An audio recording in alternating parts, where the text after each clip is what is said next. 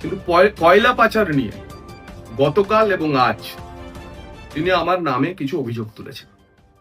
গতকাল তো সরাসরি জগন্নাথ চট্টোপাধ্যায় বলেছিলেন, আজকে বলেছেন জগন্নাথ বিজেপির বড় ডাকাত। কয়লার টাকা নাকি অমিত শাহকে পাঠায় ভায়া গদ্দারের মাধ্যমে।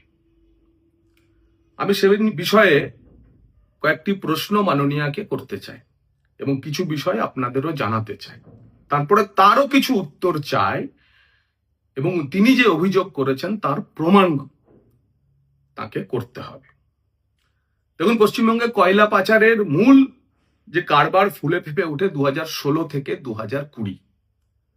2016 সালে সরকারে আসার পর পশ্চিমাঞ্চলে কয়লা পাচার প্রাতিষ্ঠানিক রূপ পায় পুলিশ প্রশাসন এবং শাসক দলের ছত্রছায়ায়।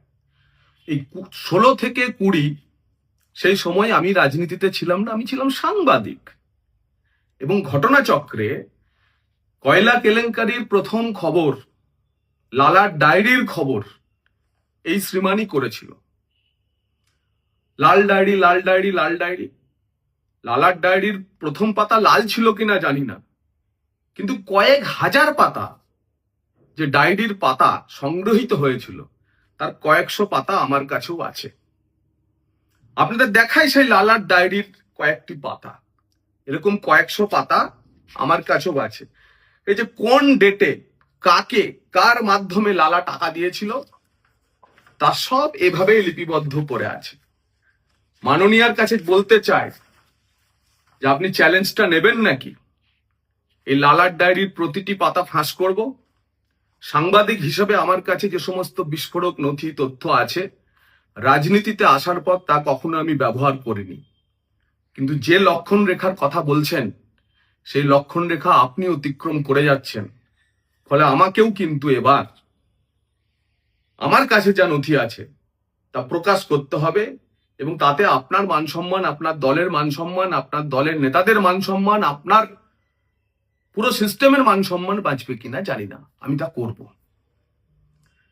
তাই যে সময় আমি রাজনীতিতেই ছিলাম না, আপনি বলছেন সেই কয়লার সময় নাকি কয়লার টাকা আমি ব্যবহার করেছি। তো কাল না হয় আমি ব্যবহারকারী ছিলাম যখন আমি ছিলাম একজন সাংবাদিক, আর আজকে আপনি আমাকে সরবরাহকারীতে পরিণত করেছেন, এবং তাও যাকে তাকে না, একেবারে দেশের স্বরাষ্ট্রমন্ত্রীকে আমি নাকি কয়লার টাকা সরবরাহ করি।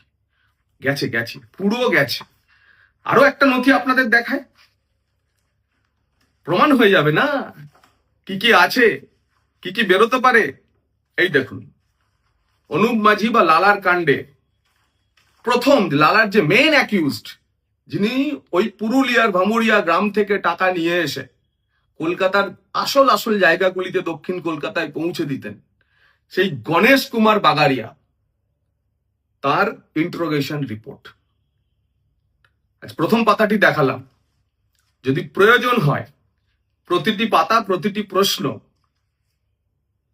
পিএমএলএ অ্যাক্টের 50 নম্বর ধারা রেকর্ড করা বয়ান ইডির সামনে যা আপনাদের সামনে তুলে ধরবো।